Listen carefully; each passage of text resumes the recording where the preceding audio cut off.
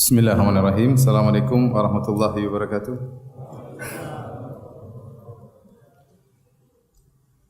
Alhamdulillahi ala ihsanih wa syukru lahu ala taufiqihi wa amtinanih wa asyhadu an la ilaha illallah wahdahu la syarika lahu ta'ziman li sya'nih wa asyhadu anna Muhammadan abduhu wa rasuluhu da'ila ridwanih. Allahumma salli alaihi wa ala alihi wa ashabihi wa ikhwani. Hadirin hadirat yang dirahmati oleh Allah Subhanahu wa taala. Kita lanjutkan bahasan kita dari tafsir surat Adz-Dzariyat. Kita sampai pada ayat ke-31 dan seterusnya. Allah berfirman, "Qala fama khatubukum ayyuhal mursalun." Tatkala Nabi Ibrahim alaihissalam tahu bahwasanya tamu-tamu yang datang kepadanya adalah jelmaan malaikat dan mereka datang tentu ada urusan penting. Bukan hanya sekedar untuk mengabarkan kepada Nabi Ibrahim bahwasanya dia bakalan punya anak meskipun sudah tua dan istrinya meskipun mandul bakalan punya anak, tentu ada urusan lain. Maka Nabi Ibrahim alaihissalam bertanya, "Fama khatbukum ayyuhal mursalun?" Apa urusan kalian wahai utusan-utusan Allah Subhanahu wa taala? Qalu inna ursilna ila qaumin mujrimin. Sungguhnya kami diutus kepada kaum mujrimin, itu kaum yang berbuat dosa. Maksudnya kaum Nabi Lut alaihissalam. Dan banyak ulama mengatakan bahwasanya Nabi Lut adalah ponakannya Nabi Ibrahim alaihissalam. Nabi Lut adalah ponakannya Nabi Ibrahim alaihissalam. Ini salah satu di antara zaman yang di mana ada beberapa nabi dalam satu zaman. Di antaranya di zaman Nabi Ibrahim ada juga Nabi Lut alaihissalam. Seperti juga Nabi Musa dengan Nabi Khadir ya, sama Nabi Harun. Ya, contohnya juga seperti Nabi Isa dengan Nabi Yahya, Nabi Zakaria dalam satu zaman, satu masa. Maka malaikat berkata, "Inna ursilna ila qaumin mujrimin." Kami ini diutus oleh Allah ada urusan penting yaitu untuk memberi azab kepada orang-orang berbuat dosa. Linursila alaihim hijaratan min tin. Agar kami mengirimkan kepada mereka batu-batu yang terbuat dari tin. Tin itu tanah yang keras ya. Musawwamatan 'inda rabbika lil musrifin. Yang di mana batu-batu tersebut musawwamah, sudah diberi tanda di sisi Rabbmu lil musrifin, bagi orang-orang yang berlebih-lebihan dalam berbuat dosa. Jadi di sini kaum Nabi Lut disifati dengan dua sifat. Yang pertama mujrimin, pelaku dosa. Yang kedua musrifin, berlebih-lebihan dalam melakukan dosa karena perbuatan mereka itu adalah berbuat homoseksual. Selain syirik kepada Allah, mereka juga melakukan praktek homoseksual. Para ulama menyebutkan musawwamatan 'inda rabbik ya. Ada yang mengatakan bahwasanya batu-batu tersebut ada alamatnya, ada tandanya bahwasanya ini bukan batu dunia.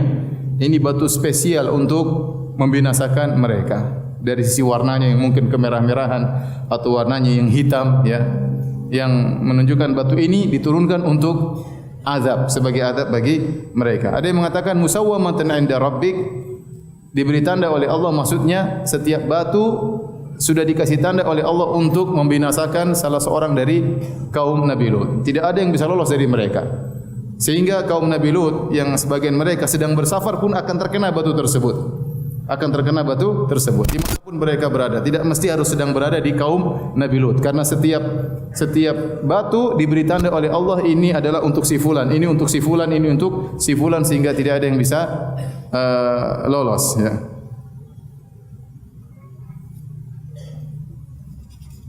Kemudian kata Allah Subhanahu wa taala, fa akhrajna man kana fiha minal mu'minin. Maka kami pun keluarkan dari kampung tersebut, kampungnya Nabi Lut alaihissalam, ya, man kana fiha minal mu'minin, yaitu orang-orang yang beriman, itu Allah selamatkan. Makanya Allah mengatakan, ya, agar Nabi Lut keluar, fa asri bi ahlika bi qata'in minal lail wa la yaltafit minkum ahadun wamdu haitsu tu'marun. Dalam ayat yang lain Allah sebutkan, keluarlah engkau di tengah malam bersama keluargamu dan jangan tengok ke belakang. Berjalanlah engkau sebagaimana kau diperintahkan. Di sini Allah mengatakan kami selamatkan dari kampung tersebut orang-orang yang beriman. Allah tidak mengatakan kami menyelamatkan keluarga Nabi Lut, tetapi Allah sebutkan iman. Artinya Kata para ulama, agar kita tahu bahwasanya yang menyelamatkan mereka bukanlah kondisi mereka sebagai keluarga dekat Nabi Lut alaihissalam, tetapi karena keimanan mereka. Buktinya istri Nabi Lut alaihissalam yang sangat dekat dengan Nabi Lut ternyata tidak selamat. Karena apa? Karena dia tidak beriman. Sehingga sebagian Qatadah berkata, "Lau kana fiha akthar min dzalika lanajjahumullahu liya'lamu anna al-imana indallahi mahfuzun." Kalau seandainya lebih daripada mereka ada yang beriman selain kaum Nabi Lut, tentu Allah akan, selain keluarga Nabi Lut, tentu Allah akan selamatkan mereka semuanya. Karena Allah tahu mana yang beriman dan mana yang tidak beriman. Ya. Jadi yang menyelamatkan mereka adalah iman mereka. Kemudian kata Allah Subhanahu wa taala, "Fama wajadna fiha ghairu baiti minal muslimin." Dan kami tidak mendapati di kampung tersebut kecuali rumah dari kaum muslimin. Maksudnya rumah Nabi Lut alaihissalam. Kenapa Allah mensifati rumah tersebut dengan rumah kaum muslimin? Karena dalam rumah tersebut anggota keluarganya 4. Nabi Lut alaihissalam, 2 putrinya, 3 orang ini beriman dan 1 istrinya kafir. Hanya saja istrinya tersebut, Imra'atul Lut, istri Nabi Lut alaihissalam, dia menampakkan seakan-akan dia beriman, menampakkan seakan-akan dia Islam. Zahirnya seakan-akan dia Islam, tetapi ternyata batinnya menyimpan kekufuran. Dia kufur kepada Allah Subhanahu wa taala, bahkan dia yang menunjukkan kepada kaum Nabi Lut tatkala datang malaikat-malaikat tersebut bahwasanya ada tamu yang ganteng-ganteng datang di rumah suami saya, silakan datang kalau ingin menyantap hidangan lelaki-lelaki yang tampan karena kalian praktisi homoseksual. Jadi istrinya berkhianat ya. Di antara khianatnya tatkala datang para malaikat dengan wajah-wajah yang sangat tampan, Nabi Lut ketakutan, khawatir ini lelaki-lelaki tampan ini bakalan diganggu oleh kaumnya. Ternyata istrinya berkhianat lalu melaporkan kepada kaumnya bahwasanya ada tamu-tamu tampan yang bisa jadi santapan bagi kalian yang sedang bertamu di rumah suamiku, yaitu rumahnya Nabi Lut alaihissalam. Maka Allah mensifati, "Fama wajadna fiha ghairu baiti minal muslimin." Kami dapat di situ rumahnya orang Islam. Allah tidak mengatakan ghairu baitin minal mu'minin. Kami tidak mendapati selain rumah kaum beriman, tapi Allah mengatakan rumah orang Islam karena ada di situ siapa? Istrinya Nabi Lut yang dia secara zahir Islam tapi tidak ada imannya. Padahal kalau ingin selamat dari azab harus terkumpulkan iman dan Islam. Iman dari hati, Islam secara zahir, tetapi ternyata dia menampakkan seakan-akan dia muslimah tetapi dalam hatinya kufur kepada Allah Subhanahu wa taala. Maka Allah membuat ibarat dengan baitin minal muslimin karena dalam rumah tersebut masih ada istrinya Nabi Lut ya. Dan disebutkan dia juga ikut keluar di malam hari, tetapi dia tengok ke belakang ya, ingin tahu apa yang menimpa kaumnya. Akhirnya dia pun terkena azab oleh Allah Subhanahu wa taala ya. Innaha yusibuha ma asabahum, innaha musibuha ma asabahum. Ya, sungguhnya dia akan ditimpa dengan apa yang telah menimpa kaumnya, yaitu istri Nabi Lut belakangan terkena azab ya, karena dia tidak beriman kepada Allah Subhanahu wa taala. Kita tahu bagaimana ya kaum Nabi Lut alaihissalam tatkala disiksa oleh Allah Subhanahu wa taala, maka faja'alna 'aliyaha safilaha, diangkat ya, kampungnya diangkat oleh Allah Subhanahu wa taala, kemudian dibalik oleh Allah Subhanahu wa taala, wa amtarna 'alaihim hijaratan min sijil, lalu kami turunkan hujan ya, batu ya, batu tersebut batu yang panas yang menimpa mereka ya. Jadi mereka disiksa dengan diangkat kemudian dibalik karena dosa yang mereka lakukan terlalu besar. Makanya Allah sifati mereka dengan musrifun, berlebih-lebihan. Allah sifati mereka dengan mujrimun ya, para pelaku dosa. Allah mengatakannya in tajhalun, orang-orang yang jahil. Banyak sifat-sifat buruk ya yang disifatkan oleh Allah kepada mereka karena dosa yang mereka lakukan bukan dosa yang biasa, yang melanggar fitrah manusia, yaitu melakukan praktek homoseksual. Maka mereka dibalas dengan hal yang menunjukkan keterbalikan fitrah mereka, sehingga mereka dibalik, dijatuhkan dari atas, kemudian dihujani dengan hujan batu oleh Allah Subhanahu wa taala. Allah berfirman, "Wa tarakna fiha ayah." Maka kami tinggalkan pada kampung tersebut ayah, tanda yang menunjukkan ini kaum sudah dibinasakan. Maka para ulama berselisih tentang di manakah sesungguhnya letak kaum Sodom ini, kaumnya Nabi Lut ya. Ada yang mengatakan maksudnya Allah membiarkan tempat tersebut menjadi daerah yang rusak, yang dilihat oleh orang-orang setelahnya, yang mungkin sekarang sudah enggak ada, tetapi sempat dilihat oleh orang-orang setelahnya. Ya, fasiru fil ardi fanzuru kaifa kana aqibatul mukadzibin. Berjalan di atas muka bumi dan lihatlah bagaimana hukuman bagi orang-orang yang melakukan pendustaan kepada Allah Subhanahu wa taala. Dahulu kelihatan bagaimana hancurnya kampung mereka, ya, namun berjalan dengan ribuan tahun akhirnya sudah hilang lagi tanda-tanda tersebut. Ada yang mengatakan tanda tersebut masih ada, dan ini juga pendapat sebagian ahli sejarah. Mereka mengatakan lokasi tempat dibinasakannya kaum Nabi Lut, kampung Sodom, yaitu sekarang berubah menjadi Al-Bahrul Mayyit, yaitu laut mati. Laut mati yang kadar garamnya sangat tinggi. Katanya kadar garamnya sampai 350 per gram per liter, berbeda dengan laut biasa cuma 35 gram per liter, 10 kali lipat daripada asinnya laut yang biasa, sehingga sulit ada tumbuhan di situ. Ya, kalau ada ikan masuk situ jadi ikan asin, ya. Enggak bisa hidup, ya. Tumbuh-tumbuhan juga enggak bisa hidup di situ karena kadar asin yang terlalu tinggi, ya. Ini kan jadi tidak biasa seperti laut-laut yang lain. Kemudian juga laut posisinya sangat rendah di bawah permukaan bumi. Ada yang mengatakan sampai 400 meter di bawah permukaan laut, yang menunjukkan posisi Bahrul Mayyit sangat rendah karena dulu pernah dihancurkan oleh Allah, diangkat, kemudian dicungkil, kemudian diletakkan kembali oleh Allah Subhanahu wa taala. Maka sebagian ulama berpendapat bahwasanya inilah lokasi kaum Sodom yang berubah menjadi Al-Bahrul Mayyit, laut mati. Wallahu a'lam bishawab. Bagaimana atau di mana lokasi kaum Sodom, tetapi dulu pernah dijadikan ayat, yaitu tanda kebesaran Allah. Semua orang bisa melihat bagaimana dibinasakannya kaum Nabi Lut. Kemudian kata Allah Subhanahu wa taala, wa tarakna fiha ayatan lil ladzina yakhafuna al-'adzabal alim. Kami tinggalkan pada kampung tersebut suatu tanda bagi orang-orang yang takut dengan adab yang pedih, yang bisa mengambil pelajaran dari itu semua hanya orang-orang yang takut dengan adab yang pedih. Adapun orang-orang yang tidak beriman, mereka hanya mengatakan itu cuma kejadian alam. Betapa sering terjadi bencana, berapa sering terjadi malapetaka, namun tidak dikaitkan dengan dosa-dosa. Seakan-akan itu terjadi karena ada perubahan lokasi alam, atau terjadi karena ada sesuatu, ya, pergerakan kerak bumi atau yang lainnya, lempeng bumi. Ya, kita bilang benar, memang kejadian itu terjadi karena pergerakan lempeng bumi atau pergerakan kerak bumi, tetapi kenapa terjadi pergerakan tersebut? Karena dosa-dosa yang dilakukan oleh manusia. Ya. Makanya betapa banyak orang-orang yang sudah menyaksikan bagaimana Allah menegur kaum-kaum yang melakukan dosa-dosa, namun mereka tidak bisa mengambil faedah. Yang bisa mengambil faedah cuma orang-orang yang takut dengan azab yang pedih. Karenanya, jangankan menimpa orang lain, terkadang menimpa kita. Kita sendiri, terkadang kalau terkena musibah, kalau kita anggap biasa saja, cuma kebetulan saya terkena musibah, cuma kebetulan saya sakit, cuma kebetulan saya terkena kesulitan. Kita tidak kaitkan dengan dosa-dosa kita, maka kita tidak akan pernah mengambil pelajaran.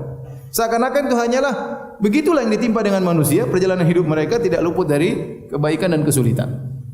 Sehingga dia sendiri tidak bisa mengambil pelajaran yang Allah berikan pada dirinya. Tetapi orang yang cerdas, dia bisa mengambil pelajaran. Ya Allah, Allah tegur saya, Allah masih sayang sama saya, Allah tidak binasakan saya, maka dia kembali kepada jalan Allah Subhanahu wa taala. Ya. Oleh kerana yang bisa mengambil faedah cuma lil ladzina yakhafunal adzabal alim, yaitu orang-orang yang takut dengan azab yang pedih. Setelah itu Allah berfirman, Allah berpindah kepada kaum yang berikutnya, wa fi Musa. Jadi Allah sebutkan kaum-kaum ini sebagai peringatan kepada orang-orang musyrikin. Ya, karena kita katakan surat Dzariyat adalah surat Makkiyah. Khitabnya, pembicaraannya difokuskan untuk kepada orang-orang musyrikin yang mereka mengingkari kerasulan Muhammad sallallahu alaihi wasallam. Mereka mengingkari hari kiamat. Maka Allah ingatkan, wahai kaum musyrikin, wahai Abu Jahal dan teman-temannya, telah berlalu sebelum kalian kaum-kaum yang lebih hebat daripada kalian. Dan lihat bagaimana nasib mereka. Mereka semua dibinasakan oleh Allah Subhanahu wa taala. Kalau kalian tidak beriman, maka nasib kalian sama seperti mereka. Setelah itu Allah menyebut kaum Nabi Lut, Allah sebutkan kaum Nabi Musa. Kata Allah, wa fi Musa id arsalnahu ila fir'auna bisultanin mubin. Dan pada kisah Nabi Musa alaihissalam juga ada tanda kebesaran Allah. Wa fi Musa ayat. Maksudnya demikian, yaitu pada kisah Nabi Musa ada tanda kebesaran Allah Subhanahu wa taala. Idz arsalnahu ila fir'aun, tatkala kami mengutusnya kepada Firaun bisultanin mubin, dengan kekuatan dalil yang jelas, ya. Nabi Musa termasuk nabi yang paling banyak mukjizatnya. Walaqad ataina Musa tis'a ayatin bayyinat. Sungguh kami telah berikan kepada Nabi Musa 9 mukjizat. Bayangkan. Dan mukjizatnya mukjizat hebat-hebat, ya. Fas'al Bani Israel, tanyakanlah kepada Bani Israel, bagaimana mukjizat Nabi Musa alaihissalam. Dari tangan keluar cahaya, dari tongkat menjadi ular, Allah mengirimkan kodok yang bertebaran di kaumnya Fir'aun, Allah jadikan air mereka menjadi darah, Allah kirimkan belalang menghancurkan tumbuhan mereka, ya. Banyak sekali. Ya Allah kirimkan kutu sehingga menyulitkan mereka, ya. Namun tidak ada yang beriman kepada Nabi Musa alaihissalam dari pengikut Fir'aun, ya. Kemudian juga yang disaksikan oleh Fir'aun bagaimana Nabi Musa membelah lautan, mukjizat yang luar biasa. Makanya Allah mengatakan bisultanin mubin. Musa datang dengan dalil yang tegas. Fatawalla biruknihi. Ternyata Fir'aun berpaling. Biruknihi yaitu dengan kekuatannya, yaitu dia berpaling dengan pasukannya. Dia sombong, dia berpaling karena dia punya pasukan, dia berpaling tidak beriman kepada Musa. Wa qala sahirun aw majnun, dan dia berkata kepada Musa, sahir, penyihir, atau majnun, orang gila, ya. Dan inilah yang tidak bisa, yang ini yang selalu ditimpa oleh atau dialami oleh para rasul, dikatakan penyihir atau orang gila. Fa akhadnahu wa junudahu, maka kami pun menyiksanya dan pasukannya. Fanabathnahum fil yammi wa huwa mulim, maka kami pun menenggelamkan mereka di lautan, ya, wa huwa mulim, dan dia dalam kondisi tercela, Baik. Setelah itu Allah menyebutkan kaum yang lain dan kisah Fir'aun ditenggelamkan di Laut Merah. Maka ini kisah yang masyhur sampai orang-orang Arab pun tahu tentang kisah Fir'aun karena kejadiannya luar biasa, kejadian yang dahsyat. Sehingga berita tentang dibinasakannya Fir'aun di Laut Merah pun diketahui oleh kaum Quraisy. Kemudian Allah menyebutkan kaum Ad dan kaum Samud, ya, kaum Ad dan kaum Samud. Wa fi 'adin idz arsalna 'alaihimur rihal aqim. Dan kepada kaum Ad tatkala kami kirim kepada mereka ar-rihal aqim, yaitu angin yang membinasakan. Al-aqim asalnya adalah mandul. Dalam bahasa Arab artinya apa? Mandul. Angin tersebut mandul, maksudnya kata para ulama, angin tersebut tidak bermanfaat. Biasanya angin itu ada faedahnya. Biasanya angin misalnya merangkai awan, menggiring awan, kemudian akhirnya awan tersebut berisi dengan uap air, kemudian lama-lama awan tersebut menurunkan hujan. Di antara fungsi angin, ya. Kemudian juga di antara fungsi angin adalah untuk menggabungkan antara serbuk jantan kepada betina bagi tumbuh-tumbuhan. Banyak fungsi angin, beri kesegaran dan yang lainnya. Tetapi Allah mensifati angin tersebut dengan al-aqim, angin yang mandul. Artinya angin tersebut tidak ada manfaatnya sama sekali. Bahkan angin tersebut adalah angin siksaan. Angin siksaan yang Allah kirim kepada kaum Ad. Dan kaum Ad sebagaimana kita ketahui adalah Arab, suku Arab, ya. Suku Arab yang tinggal di daerah selatan Jazirah, ya. Di daerah selatan Jazirah, daerah Yaman, antara Yaman dengan Oman. Kemudian kata Allah, "Ma tadharu min syai'in atat alaihi illa ja'alatu karramim." Dan tidak ada satupun yang dilalui oleh angin tersebut kecuali menjadikannya seperti serbuk, yaitu hancur. Angin tersebut sebagaimana dijelaskan dalam ayat-ayat yang lain, ya, bahwasanya angin tersebut panas, kemudian sangat dingin, kemudian mengeluarkan suara yang sangat keras, kemudian berputar, ya, berhari-hari, akhirnya menghabisi kaum Ad. Tentunya sudah kita jelaskan dalam kisah-kisahnya. Kita tidak ingin perpanjang tentang kisah kaum Ad karena mereka kufur kepada Nabi Hud alaihissalam. Setelah itu Allah sebutkan lagi azab yang lain. Wa fi samuda idz qila lahum tamatta'u hatta hin. Dan pada kaum Samud juga ada tanda kebesaran Allah Subhanahu wa taala. Idz qila lahum, tatkala dikatakan kepada mereka, yaitu Nabi Saleh berkata kepada mereka, tamatta'u hatta hin. Bersenang-senanglah kalian sampai tiba waktunya. Ya. Ada 2 kali Nabi Saleh berkata kepada mereka, bersenang-senanglah. Yang pertama Nabi Saleh sebutkan mereka bersenang-senang. Tapi kalian ada satu saat kalian akan berhenti dari kesenangan tersebut tatkala datang azab Allah Subhanahu wa taala. Kenapa? Karena Allah berikan mereka kenikmatan. Ya. Kata Allah Subhanahu wa taala, "Wadhkuru idh ja'alakum khulafa'a min ba'di 'adin wa bawwa'akum fil ardi tattakhiduna min suhuliha qusura wa tanhituna al-jibala buyuta."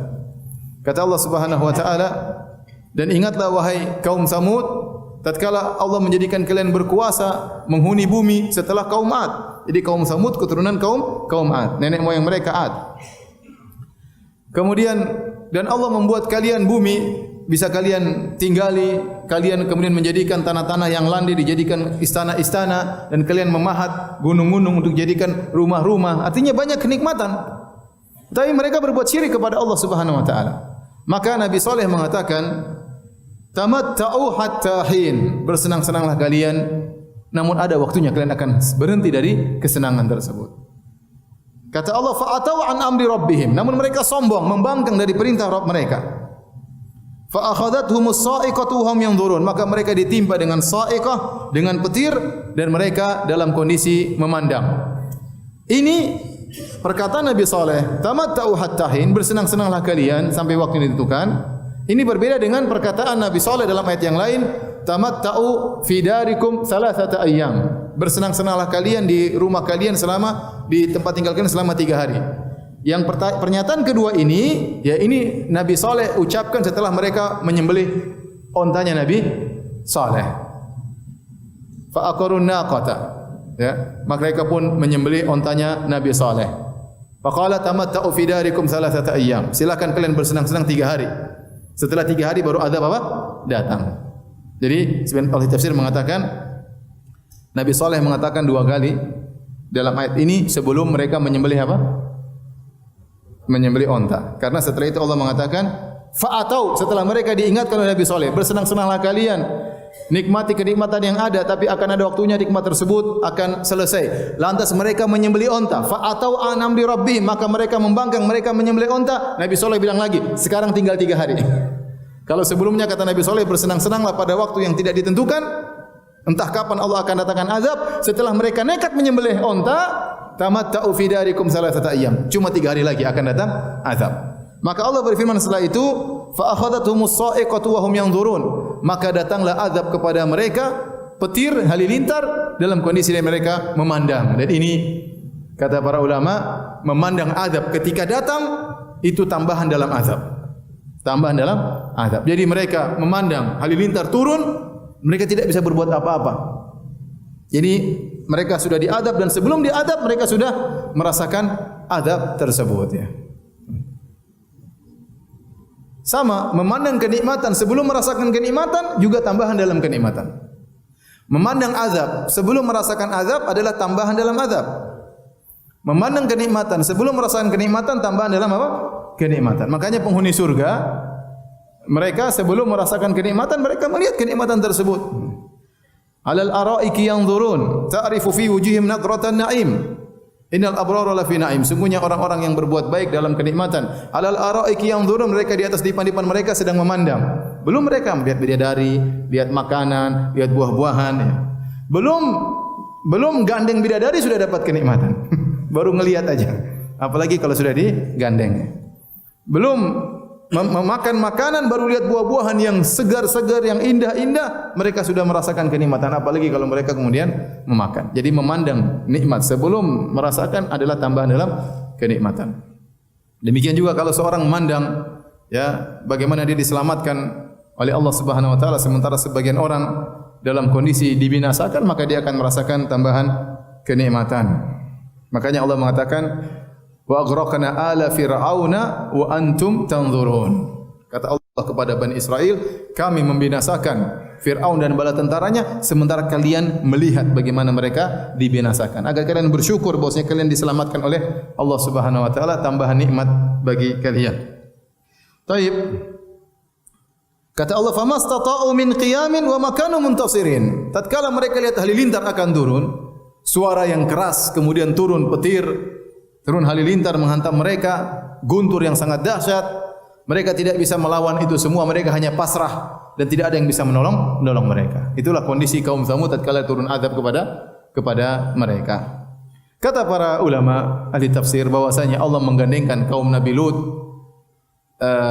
dengan Nabi Musa alaihissalam karena azab yang ditimpa, azab yang berkaitan dengan dunia, yang satunya diangkat dijatuhkan, yang satunya tenggelam di lautan Firaun. Adapun kaum Tsamud dan kaum Ad, maka azab datang dari langit, ya, berupa angin yang datang dikirim oleh Allah atau halilintar yang dikirimkan oleh Allah. Ada kemiripan azab yang dialami antara kaum Firaun dengan kaum Lut dan yang dialami antara kaum Tsamud dan kaum Ad.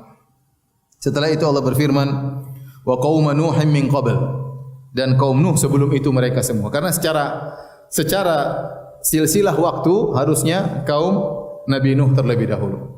Baru kemudian kaum Ad, baru kemudian kaum Tsamud, baru kemudian kaum Lut, baru kemudian kaum Nabi Musa. Secara aturan waktu, ya. Tetapi ternyata Allah sebutkan kaum Lut dulu, baru kaum Nabi Musa. Baru Allah naik ke atas kaum Ad, kaum Tsamud. Kemudian Allah naik lagi ke atas kaum Nabi Nuh. Makanya Allah mengatakan wa qauma Nuhin min qabl. Dan kaum Nuh sebelum mereka semua juga didatangkan siksaan kepada mereka. Innahum kanu qauman fasiqin. Sungguhnya mereka adalah kaum yang fasik. Setelah Allah menyebutkan tentang azab yang pernah menimpa umat-umat terdahulu sebagai peringatan kepada kaum musyrikin bahwasanya akan menimpa mereka juga apa yang menimpa umat-umat terdahulu. Setelah itu Allah masuk dalam paragraf baru tentang agungnya penciptaan langit. Kenapa? Kata sebagian ahli tafsir, karena ada syubhat dalam diri orang-orang musyrikin bahwasanya Allah tidak mampu membangkitkan manusia yang telah mati. Man yuhyil 'idhama wa hiya ramim. Siapa yang bisa menghidupkan kembali tulang-tulang padahal sudah jadi hancur lebur? Bagaimana bisa disusun kembali? Maka Allah ingatkan bahwasanya untuk menciptakan kembali sangat mudah. Kenapa? Karena Allah menciptakan langit. Langit ini lebih hebat daripada penciptaan manusia. Kalau Allah bisa menciptakan langit dan Allah pernah menciptakan kalian, apalagi hanya sekedar mengulangi. Jadi penciptaan langit lebih hebat dari penciptaan manusia. Lebih hebat lagi daripada sekedar hanya mengembalikan, mengulangi penciptaan. Maka Allah sebutkan tentang langit. Kata Allah Subhanahu wa taala, "Was samaa'a banainaha bi aidin wa inna lamusi'un." Kata Allah Subhanahu wa taala, dan langit kami bangun langit tersebut. Ya, dengan kokohnya langit tersebut, dengan kuatnya langit tersebut. Ini saya sering sampaikan, langit adalah makhluk terbesar yang bisa kita lihat. Dan langit itu pertama sangat luas, makanya Allah mengatakan wa inna lamusi'un, dan kami luaskan langit tersebut. Apalagi sudah pernah saya sampaikan bahwasanya yang kita lihat langit ini yang berisi, ya, wa zayyana as-samaa'a ad-dunya, kami hiasi langit dunia, kata Allah, bima sawabih, dengan bintang-bintang. Sebagian Allah mengatakan yang kita lihat semua ini ada bintang-bintangnya, ada planet-planetnya, ada mataharinya, rembulannya. Ini baru langit dunia, langit pertama. Belum langit kedua, belum langit ketiga, belum langit keempat sampai langit ketujuh. Ya, langit yang pertama saja kita enggak tahu mana ujung mana pangkalnya, sangat luas, sangat luas. Namun langit, kata Allah Subhanahu wa taala, was samaa'a banainaha bi aidin, kami bangun langit tersebut dengan kekuatan kami. Karena Allah Maha kuat, Maha kuasa dalam membangun langit. Yang langit tersebut umurnya sudah entah berapa ribu tahun, entah berapa juta tahun. Ya, kokoh, tidak ada celahnya sama sekali. Kemudian dia membawa benda-benda yang sangat berat, namun tidak pernah ada retak sama sekali, apalagi celahnya sama sekali, dan tanpa tiang yang menyangganya. Bi ghairi amadin tarawunaha, tidak ada tiang yang menyangga langit tersebut. Siapa yang bisa bikin seperti itu? Enggak ada. Bisa bikin langit luar biasa, begitu luasnya, begitu kokohnya, begitu kuatnya, menjadi atap bagi alam semesta ini. Ya. Makanya kata Allah, wa inna lamusi'un, kami luaskan langit tersebut. Musi'un kalau dalam bahasa Arab artinya isim fa'il. Dan isim fa'il itu dalam bahasa Arab artinya sedang kontinu. Seperti orang bertanya kepada saya, ila aina anta dhahib? Kemana kau hendak pergi? Maka saya menjawab, ana dhahibun ila suq. Aku zahib, zahib ini isim fa'il. Aku sedang berjalan menuju ke pasar. Belum sampai tapi sedang apa berjalan. Aku sedang berjalan sampai kepada pasar dan saya belum sampai ke pasar. Maka wa inna la musiun, kami luaskan langit bisa diartikan Allah luaskan langit luar biasa. Ada yang mengatakan juga langit terus diperluas oleh Allah Subhanahu wa taala. Wallahu alam bisawab. Sebagian peneliti ahli langit, ahli apa? Perbintangan, astronomi ya. Mereka mengatakan bahwasanya alam semesta terus berkembang. Karena ada seorang peneliti yang melihat bahwasanya letak mulai berubah, letak bintang ini atau cahaya ini berubah semakin jauh daripada yang sebelumnya. Maka dia mengatakan bahwasanya alam semesta semakin apa? Meluas. Kalau itu benar, maka tidak bertentangan dengan ayat ini. Karena Allah mengatakan wa inna lamusiun, dan kami terus membesarkannya. Kami terus meluaskannya. Wallahu alam bisawab. Wal arda farasnaha fa ni'mal mahidun. Kata Allah Subhanahu wa taala, dan bumi kami hamparkan dan sebaik-baik yang menghamparkan adalah kami. Farasnaha maksudnya kami hamparkan. Misalnya seorang kalau ada tamu maka dia gelar karpet. Itu namanya farash. Kami gelar karpet ya, supaya diduduki misalnya. Nah, bumi kata Allah farasnaha, kami gelarin, kami hamparkan. Oleh karenanya kebanyakan isi bumi ini mudah untuk ditinggali, mudah untuk dibangun. Ya, terkadang diselingi dengan gunung, terkadang diselingi dengan lembah, lautan, tapi secara umum bumi itu apa? Datar secara umum. Secara umum mudah untuk ditinggali, mudah untuk dipijak, ya. Tidak semuanya bebatuan yang sulit dipijaki, indah, tapi rata-rata mudah untuk ditinggali. Makanya Allah mengatakan farasnaha fa ni'mal mahidun, dan sebaik-baik yang menghamparkan bumi adalah kami. Kemudian kata Allah Subhanahu wa taala, Allah sebutkan nikmat-nikmat yang lain. Wa min kulli syai'in khalaqana zawjaini la'allakum tadhakkarun. Dan segala sesuatu kami ciptakan berpasang-pasangan agar kalian mengingat kebesaran Allah Subhanahu wa taala. Dan benar, seluruhnya berpasang-pasangan. Ada langit, ada bumi. Ada timur, ada barat. Apalagi ada hitam, ada putih, ada laki-laki, ada perempuan, ada jantan, ada betina, ada positif, ada negatif, ada api, ada air ya. Ada apa lagi? Ada saya, ada kamu. Semuanya berpasang-pasangan. Untuk apa tujuannya? Agar kalian tahu yang tidak berpasang-pasangan cuma Allah Subhanahu wa taala. Allahus qul huwallahu ahad, al-fardus samad, yang Maha Esa. Ya. Allah al-witr, yang Maha ganjil, sendirian, tidak berpasang-pasangan dengan yang lainnya. Kemudian di antara faedah kedua, namanya pasang-pasangan berarti yang satu membutuhkan pasangannya yang lain. Tidak sempurna lelaki kecuali dengan bersama pasangannya. Ya. Adapun Allah Subhanahu wa taala tidak butuh dengan pasangan, dia sudah maha sempurna tanpa ada pasangan. Maka ini la'allakum tadhakkarun, agar kalian mengingat kebesaran Allah, bahwasanya Allah tidak sama dengan ciptaannya. Allah menciptakan ciptaannya semuanya berpasang-pasangan. Setelah itu Allah Subhanahu wa taala berfirman, "Fafirru ila Allah." Maka larilah kalian menuju Allah Subhanahu wa taala. Tujuan kita adalah kepada Allah Subhanahu wa taala. Inilah al-ghayatul uzma, tujuan yang paling utama. Dan Allah tidak mengatakan berjalanlah. Allah tidak mengatakan langkahkan kakimu. Allah tidak mengatakan kecuali larilah. Berarti harus bersegera menuju Allah Subhanahu wa taala. Fafirru ila Allah, banyak ahli tafsir mengatakan kalau kalian berdosa segera kembali kepada Allah. Kalau kalian takut dengan maksiat, tinggalkan maksiat tersebut, lari kepada Allah Subhanahu wa taala agar kalian segera dilindungi oleh Allah Subhanahu wa taala. Segeralah kalian lari dari maksiat menuju kepada ketaatan kepada Allah Subhanahu wa taala. Sebenarnya Allah mengatakan dalam segala hal larilah menuju Allah Subhanahu wa taala. Ada masalah apapun, ada urusan apapun, segera menuju kepada Allah Subhanahu wa taala. Segera sujud, segera berdoa, segera minta kepada Allah Subhanahu wa taala. Dalam hadis yang hasan, kana Nabi sallallahu alaihi wasallam idza hazabahu amrun fazi'a ila salat. Adalah Nabi sallallahu alaihi wasallam kalau menghadapi suatu permasalahan, beliau langsung apa? Salat. Beliau langsung salat. Dan tidaklah kita akan merasakan kebahagiaan, ketenangan kecuali kita segera menuju kepada Allah Subhanahu wa taala. Maka fafirru ila Allah. Antum ada masalah keluarga, firra ila Allah, kembalilah kepada Allah. Antum ada masalah ekonomi, kembalilah kepada Allah Subhanahu wa taala. Antum terjebak dengan maksiat, segera kembali kepada Allah, lari kepada Allah. Antum dikuasai oleh syahwat, segera lari kepada Allah Subhanahu wa taala. Fafirru ila Allah.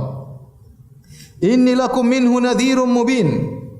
Ya Allah katakan, wahai Muhammad, sampaikan kepada mereka, Sungguhnya aku memperingatkan kalian dari Allah Subhanahu wa taala. Aku adalah pemberi peringatan yang nyata dari Allah untuk kalian ya. Hati-hati kalian, maka aku beri peringatan, segeralah menuju Allah, jangan terjerumus dalam pelanggaran-pelanggaran kepada Allah Subhanahu wa taala. Kemudian Allah berfirman, "Wa la taj'alu ma'allahi ilahan akhar, inni lakum minhu nadhirum mubin."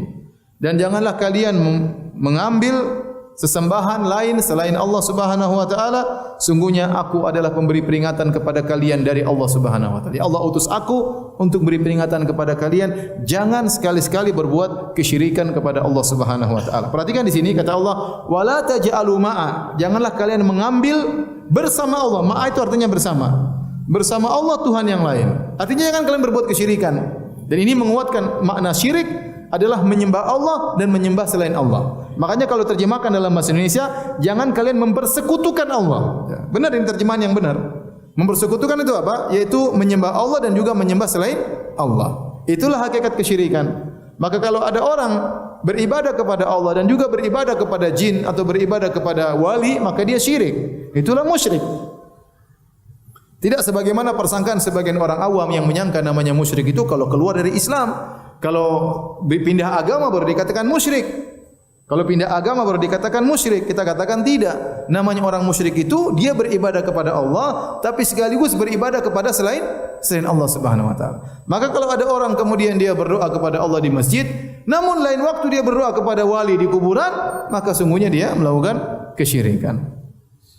Kalau ada orang di lain waktu menyembelih tatkala Zulhijjah, tatkala hari haji Idul Adha, dia menyembelih kambing atau onta, di lain waktu dia menyembelih untuk jin, dia syirik.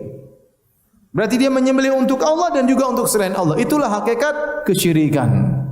Jadi syirik itu bukan berarti pindah agama, tidak mesti. Kalau pindah agama jelas syirik. Tetapi orang yang tetap dalam Islam namun dia beribadah kepada selain Allah, maka dikatakan dia musyrik. Sama seperti Nasara. Nasara menyembah Allah sekaligus menyembah Nabi Isa. Maka mereka adalah kaum musyrikin. Kata Allah, kata Allah Subhanahu wa taala, wala taj'alu ma'allahi ilahan akhar. Wahai Muhammad, sampaikan kepada mereka, jangan sekali-sekali kalian mengambil sembahan selain Allah siapapun juga, sungguhnya aku beri peringatan kepada kalian. Kata Allah kemudian, kadzalika ma atal ladzina min qablihim min rasulin illa qalu sahirun aw majnun. Demikianlah tidaklah seorang rasul yang datang kepada nabi-nabi sebelum engkau kecuali kaumnya berkata sahirun aw majnun, orang gila atau penyihir. Ini adalah bentuk hiburan kepada Nabi Muhammad sallallahu alaihi wasallam. Nabi dikatakan penyihir, Nabi dikatakan orang gila. Allah katakan, wahai Rasulullah, wahai Muhammad, bukan cuma kamu yang dikatakan orang gila dan penyihir. Seluruh saudara-saudaramu, para anbiya, para rasul sebelum engkau, semuanya dikatakan gila atau penyihir. Kadang dua-duanya sekaligus. Kadang gila, kadang penyihir. Contoh yang dikatakan cuma gila adalah Nabi Nuh alaihissalam. Nabi Nuh dikatakan apa? Majnun. Ya. Kenapa gila? Musim kemarau, tidak ada hujan, tidak ada awan, bikin perahu. Gila atau tidak? Gila. Majnun. Nuh, ente sudah enggak kerja lagi jadi dai, sekarang jadi tukang kayu. Bikin apa? Bikin perahu di tengah hutan seperti ini, bikin perahu, enggak ada laut, enggak ada danau, ngapain bikin perahu? Majnun. Dikatakan apa? Majnun. Dan sebagian nabi dikatakan penyihir seperti Nabi Musa alaihissalam, seperti Nabi Muhammad sallallahu alaihi wasallam ya. Seperti Nabi Saleh dikatakan ya. Dan ada yang digabungkan dua-duanya seperti Nabi Muhammad dikatakan gila dan juga dikatakan penyihir, Nabi Musa juga dikatakan gila dan penyihir. Sehingga apa yang dialami oleh Nabi sallallahu alaihi wasallam juga dialami oleh saudara-saudaranya sebelumnya dari kalangan para nabi. Kemudian kata Allah Subhanahu wa taala, atawasau bih bal hum qaumun taghun. Apakah mereka saling berwasiat dari satu kaum ke kaum yang lainnya? Jawabannya tentu tidak. Tidak pernah kaum Nabi Nuh wasiat kepada kaum Ad. Nanti kalau datang Rasul bilang ya majnun atau sihir, penyihir. Dan tidak pernah kaum Ad sampaikan wasiat kepada kaum Samud. Nanti kalau datang ada Rasul sama kalian bilangin orang gila atau penyihir. Dan seterusnya tidak ada ya yang mengatakan kepada Nabi Musa, kaum Nabi Musa kepada kaumnya Nabi Muhammad SAW, karena kaum-kaum ini tidak saling bertemu. Tetapi kenapa bisa sama gelar yang ditempelkan oleh mereka? Jawabannya balhum qaumun taghun, karena mereka telah melampaui batas karena buruknya jiwa mereka. Semua yang buat mereka sama-sama jiwa mereka yang buruk yang melampaui batas. Sehingga outputnya pun sama. ya. Inputnya sama, sama-sama jiwa yang buruk, outputnya hasilnya juga sama. Dan juga iblisnya sama. Iblis yang ada di zaman Nabi Nuh juga iblis yang ada yang mendatangi Abu Jahal, sama. Oleh karenanya syubhatnya pun sama, outputnya juga sama. Kata Allah, "Fatawalla anhum fama anta bimalum." Berpalinglah dari mereka wahai Muhammad. Maksudnya apa? Jangan kau pedulikan mereka mengatakan kau orang gila. Dikatakan kau penyihir. Karena Rasulullah SAW sangat sedih waktu mereka tidak beriman. Kata Allah, wala tahzan alaihim. Jangan kau sedih dengan tidak mereka beriman. Ya sudah, itu sudah begitu nasib mereka. Ya. Dan Nabi sedih juga tatkala dikatakan orang gila. Ya. Makanya Allah namakan itu semua adalah gangguan. Ya. Kata Allah dalam Al-Quran, la tubulawunna fi amwalikum wa anfusikum. Wala tasma'unna minal ladhina utul kitaba min qablikum wa minal ladhina asyraku adhan kathira. Kata Allah, sungguh kalian akan diuji pada harta kalian, akan diuji pada jasad kalian, dan sungguh kalian akan mendengar dari ahlul kitab dan orang-orang musyrikin adhan kathira, gangguan yang banyak. Kalian mendengar gangguan yang banyak. Tentu Nabi dikatakan orang gila, Nabi terganggu. Tatkala Nabi dikatakan penyihir, Nabi terganggu, Nabi sedih, Nabi sakit. Bahkan Allah mengatakan, walaqad na'lamu annaka yadhiqu sadruka bima yaqulun. Sungguh kami tahu dadamu sempit ya Muhammad gara-gara tuduhan-tuduhan mereka. Nabi terganggu. Tapi Allah suruh apa? Suruh sabar. Allah mengatakan fatawalla anhum, berpaling, jangan dibalas. Jangan mengatakan ente yang lebih gila, enggak usah. Percuma ente debat sama Abu Jahal wahai Rasulullah, enggak usah. Biar dia bilang kau gila, enggak usah dibalas. Cuek saja, enggak usah pedulikan. Ya, jangan terlalu sedih dan jangan pedulikan mereka. Tetapi terus, bukan berarti tidak pedulikan, tidak berdakwah, terus berdakwah. Tapi cuek dengan tuduhan yang mereka ucapkan kepadamu. Oleh karenanya para hadirin, ini adalah uswah dari Nabi sallallahu alaihi wasallam, teladan. Kalau kita hanya dikata-katain oleh orang, sabar ya. Cuma dikatakan cingkrang ya. Dikatakan apa lagi? Wahabi misalnya. Apa masalah? Wahab itu nama Allah Subhanahu wa taala. Itu dua apa lagi? Teroris. Dikatakan apa? Radikal. Yang penting antum tidak demikian. Apakah waktu mereka nuduh Muhammad Majnun? Jawabannya tidak. Apa waktu mereka menuduh Muhammad orang gila, dikatakan Muhammad penyihir? Apakah Muhammad penyihir sallallahu alaihi wasallam? Jawaban tidak. Antum tidak. Antum dikatakan ya, dikatakan radikal, antum tidak. Antum dikatakan teroris, antum tidak. Ya. Jangan pedulikan omongan mereka, terus berdakwah, sampaikan yang benar. Sungguh kita hanya dikatakan demikian. Rasulullah sallallahu alaihi wasallam dulu dikatakan lebih parah daripada apa yang dikatakan kepada kita. Baik, kita lanjutkan habis salat Isya insyaallah taala, tinggal sedikit lagi. Wallahu taala alam bisawab. Bismillahirrahmanirrahim. Alhamdulillah, salatu wassalamu ala Rasulillah wa ala alihi washabbihi wa ala. Kita lanjutkan. Allah Subhanahu wa taala berfirman, "Fatawalla anhum fama anta bimalum." Berpalinglah wahai Muhammad dari mereka tatkala mereka mencela menuduhmu sebagai orang gila atau penyihir. Sungguhnya engkau tidak tercela. Fama anta bimalum, dan ini uslub bahasa Arab. Ya. Fama anta bimalum artinya kau sama sekali tidak tercela. Tidak ada celaan pada dirimu sama sekali, dan kalau kau berpaling dari mereka pun kau tidak tercela sama sekali. Ya. Jadi jangan sibukkan dirimu untuk membantah tuduhan-tuduhan mereka, ya. Tidak perlu. Teruskan dakwahmu. Kata Allah, wa dzakir, maka berilah peringatan. Fa inna dzikra tanfa'ul mu'minin. Sungguhnya peringatan itu memberi manfaat bagi kaum mukminin. Dan Al-Quran metodenya adalah memberi peringatan. Peringatan itu melazimkan berulang-ulang. Tadzkir, peringatan, diulang-ulang. Peringatan lagi, tanbih, peringatan, reminder, seperti itu. Makanya terkadang kalau kita baca Al-Quran, kisah-kisah umat-umat terdahulu yang dibinasakan oleh Allah, Allah ulang-ulang. Karena memang fungsi Al-Quran adalah untuk memberi peringatan, berulang-ulang. Tapi setiap kisah selalu ada faedah yang tidak disebutkan di surat yang lain. Itu di antara hikmahnya. Isinya tauhid juga berulang-ulang. Karena yang manusia butuh untuk diingatkan. Terus menerus tiada hentinya. Kita selalu lupa, kita selalu lalai. Perlu diingat-ingatkan. Karena peringatan akan beri manfaat kepada kaum beriman dan beri peringatan kepada mereka orang-orang yang mengingkari. Ya, siapa tahu di antara mereka ada yang sadar. Kalau mereka tidak sadar, maka hujah semakin ditegakkan untuk mereka. Setelah itu Allah berfirman, "Ma khalaqtul jinna wal insa illa liya'budun."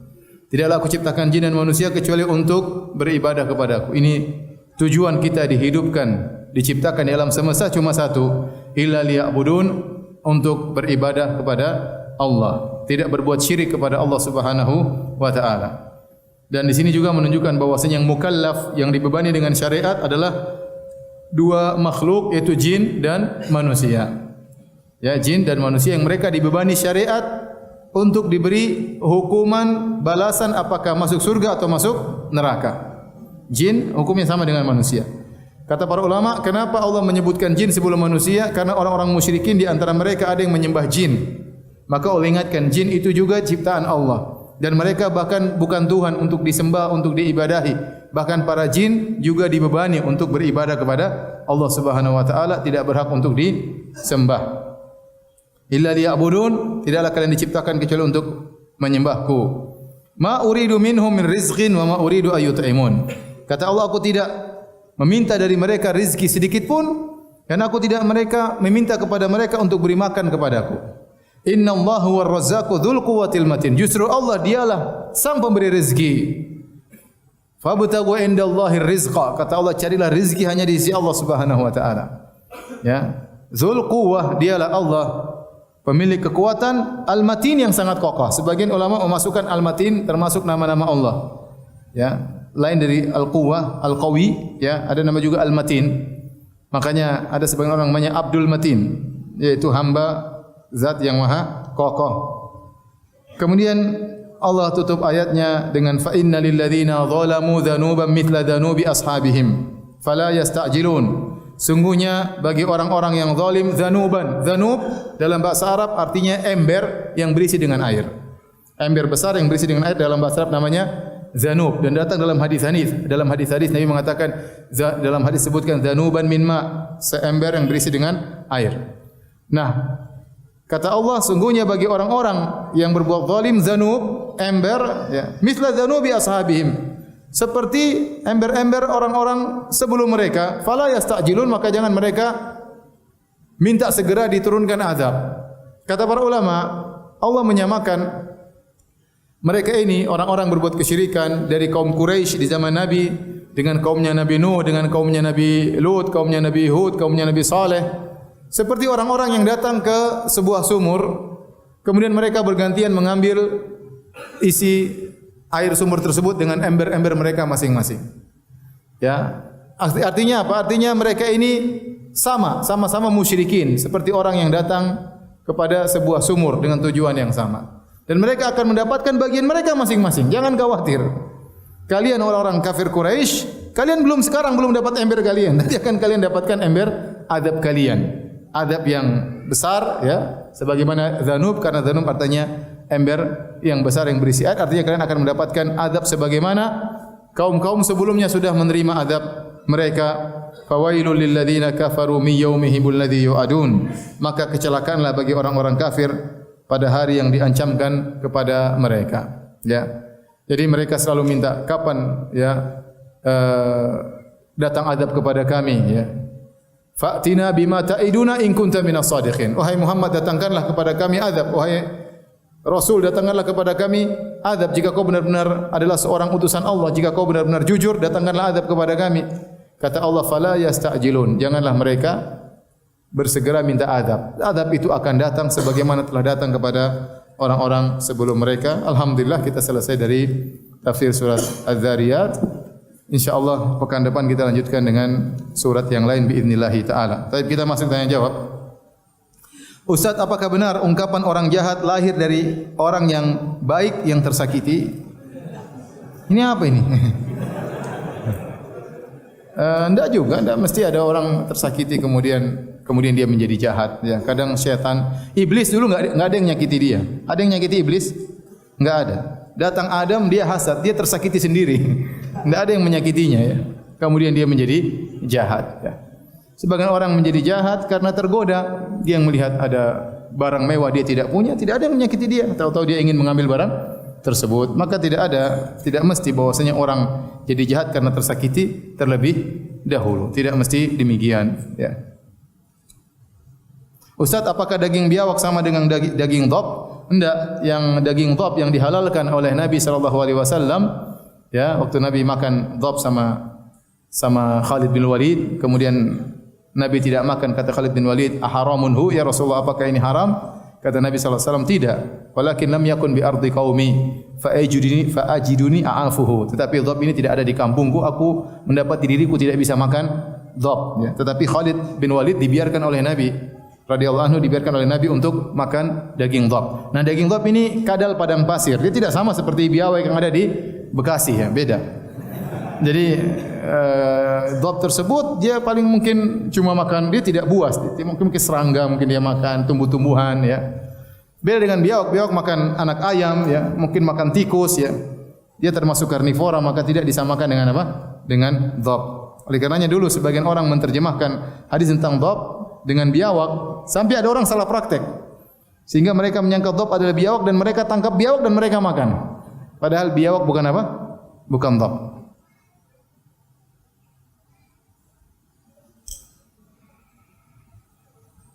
Berapa tahunkah Nabi Muhammad SAW belajar tahsin dan lain-lain? Enggak, Rasulullah SAW langsung diajar oleh Rasulullah SAW. Orang Arab, mereka dari sananya, mereka sudah pintar tajwid. Dari sananya, karena mereka ucapkan huruf-huruf itu langsung sudah dengan makharijul huruf. Seperti anak saya dulu waktu sekolah di Madinah, tidak perlu diajarin, tahu-tahu dia ngucapin shad dengan benar, shad. Karena mereka ngomong memang pakai bahasa Arab, dan bahasa Arab itu huruf-hurufnya memang sudah sesuai dengan tajwid, ya. Kalau qaf ya qaf, ya. Kalau sad ya sad, kalau ta ya ta langsung. Nah, beda kita hurufnya beda, maka perlu belajar apa? Tahsin untuk bisa mengucapkan huruf-huruf tersebut, ya. Ya. Bahkan sebagian huruf seperti teman-teman dari Afghanistan, mereka punya huruf yang tidak ada di dalam huruf hijaiyah, ada huruf apa? Gitu, aneh lagi.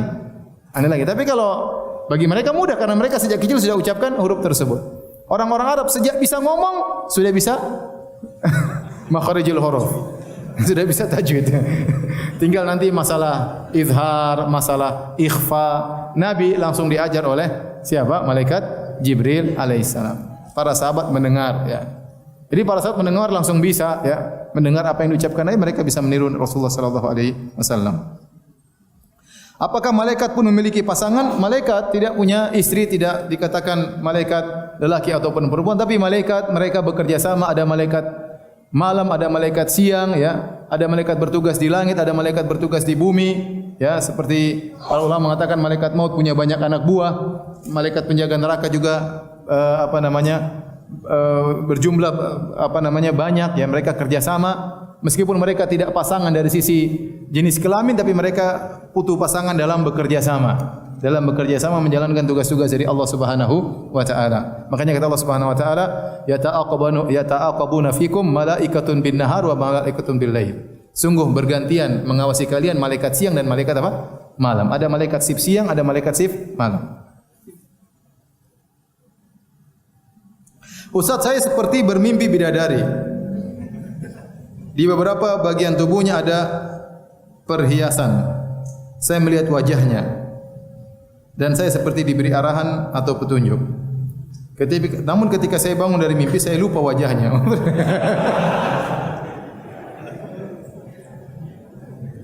Apakah mimpi dari Allah atau dari jin? Wallahu a'lam bishawab, saya enggak tahu, ya. Saya enggak tahu. Ya, anggap saja itu mimpi baik, ya. Setiap kita bermimpi anggap saja mimpi apa? Baik, ya. Berarti mungkin kalau kita mau tafsirkan, yaitu hendaknya menundukkan pandangan, ya. Jangan melihat, ya, hal-hal yang bisa menjauhkan kita dari bidadari.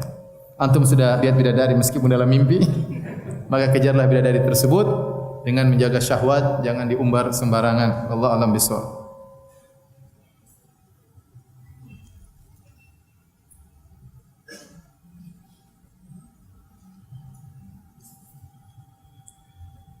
Afwan Pak Ustaz, di luar tema, bagaimana hukumnya akad nikah tapi orang tua laki-laki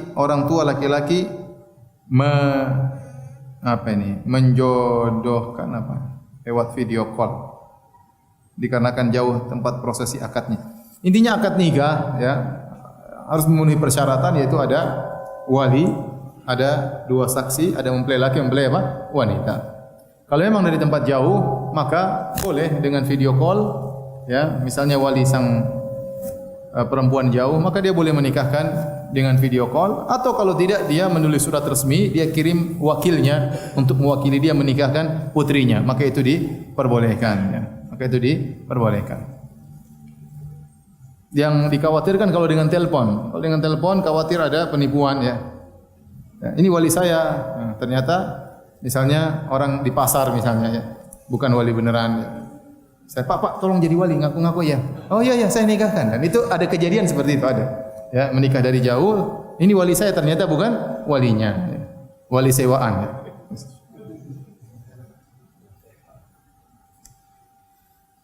Apakah ada dalil dalam akhir doa mengucapkan kun fayakun? Ya enggak ada. Kun fayakun ini ucapan Allah Subhanahu wa taala. Jadi maka jadilah. Memang enggak boleh kita ucapkan kun fayakun, enggak bisa.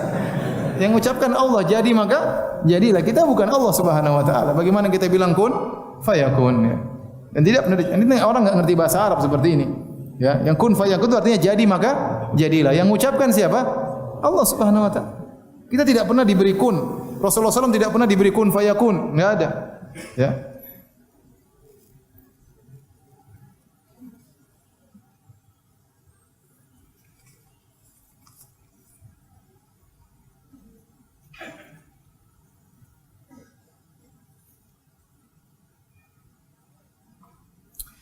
Ketika salat duhur dan asar, ketika makmum selesai membaca Al-Fatihah, apakah dianjurkan baca surat pendek? Ya, rakaat pertama, rakaat kedua disunahkan setelah membaca Al-Fatihah membaca surat pendek. Namun kalau dia sedang baca imam rukuk, maka dia hentikan bacaannya langsung apa?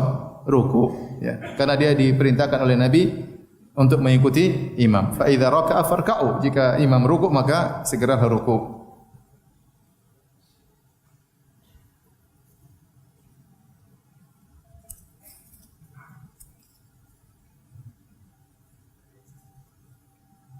Bolehkah buang hajat atau menghadap membelakangi kiblat di toilet yang tertutup? Ini ada khilaf di kalangan para ulama. Namun pendapat yang rajih bahwasanya jika selama toilet tersebut tertutup, maka tidak mengapa seorang buang hajat menghadap kiblat atau membelakangi kiblat. Ini pendapat Ibnu Umar radhiyallahu taala anhuma.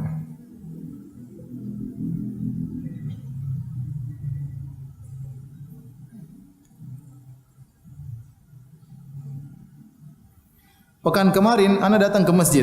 Ternyata kajian ustaz ditunda. Curhat. Apakah ana dapat pahala karena sudah niat ngaji dan datang ke sini dan ternyata ustaznya ada uzur? Ya, secara kaidah iya ana dapat pahala. Secara kaidah anda dapat pahala karena anda sudah berusaha, bahkan anda sudah dapat pahala ikut pengajian. Ya, anda sudah datang sampai di sini ternyata ustaznya enggak ada, tapi karena itu kebiasaan anda ikut pengajian, maka Allah menilai sesuai dengan kebiasaan. Kecuali anda memang enggak pernah ngaji, baru datang kali itu, maka cuma dapat datang pahala jalan menuju ke masjid. Ya, tetapi pahala pengajiannya enggak dapat karena itu bukan kebiasaan anda. Yang penting anda ikhlas kepada Allah Subhanahu wa taala. Demikian kajian kita, insyaallah kita lanjutkan Kamis depan. Subhanakallah bihamdik, asyhadu an la ilaha illa anta, astaghfiruka wa atubu ilaik. Assalamualaikum warahmatullahi wabarakatuh.